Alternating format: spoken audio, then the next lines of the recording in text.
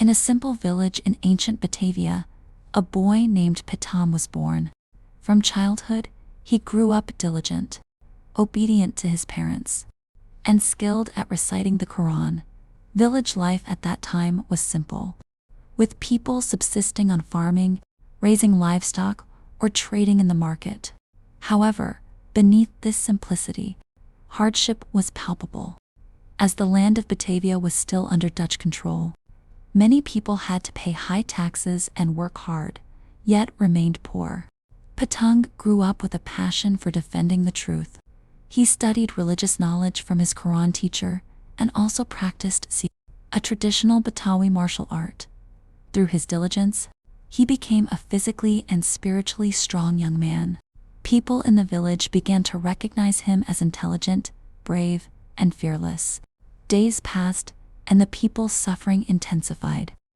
The Dutch exploited the population with taxes, while landowners often oppressed the poor. Seeing this injustice filled Pitung's heart with unrest. He couldn't bear to see his neighbors starving, small children crying because their parents couldn't afford rice, while the Dutch warehouses overflowed with the people's harvest. Pitung began to have a plan. If the colonialists continued to oppress him, he had to do something. He didn't want to just sit idly by. This was the beginning of the journey of a people's champion. Using his knowledge, Pitung and his friends began to fight injustice. They moved stealthily, infiltrating Dutch warehouses, taking hoarded crops, and then redistributing them to the poor.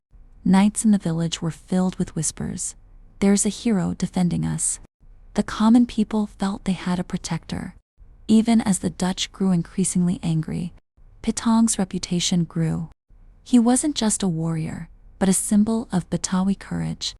He was always cautious, didn't indiscriminately harm anyone, and only targeted the oppressors. This attitude earned the people's trust, while the Dutch grew increasingly angry. Days passed quickly. More and more people told stories of Pitung's bravery, like a story echoing from one village to another. The Dutch began to offer a reward for anyone who could capture him. But the people protected Pitung. They were willing to keep their mouths shut, willing to hide it, because they believed Si Pitung was a defender of truth. The first part of this story ends when Si Pitung's name has become a living legend. He is no longer just a village boy, but is considered a hero of the people. The Dutch are furious, the people are grateful. And Si Pitung still has a long way to go. Over time, Si Pitung's resistance grew bolder. He began to directly challenge Dutch rule. Together with his loyal companions, he stole tax money that was being collected from the people. Each time he succeeded, the money was immediately distributed to the poor, making their lives a little easier. But the greater his influence, the greater the threats. The Dutch did not remain silent.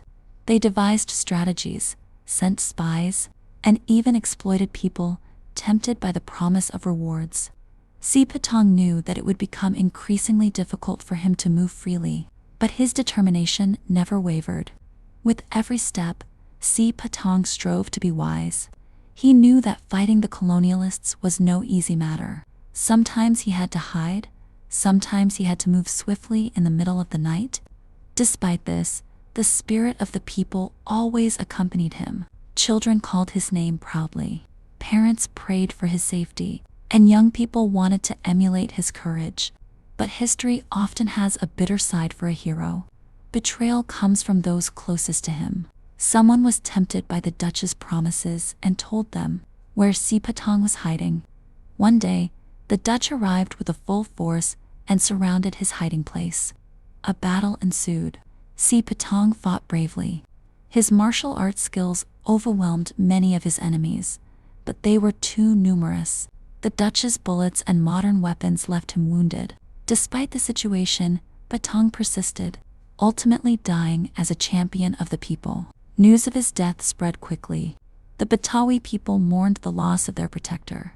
But beneath that sadness, a new belief emerged, that the struggle against injustice must never end.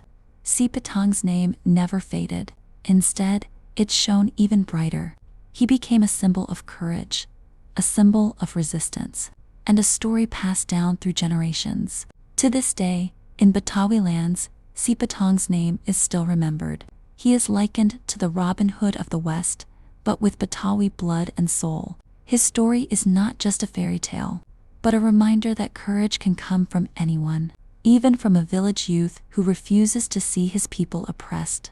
Thus, the story of Si Pitung ended. He may have fallen, but his spirit lives on. And to anyone who hears this story, may Si Pitung's courage serve as an inspiration that fighting injustice is part of upholding honor.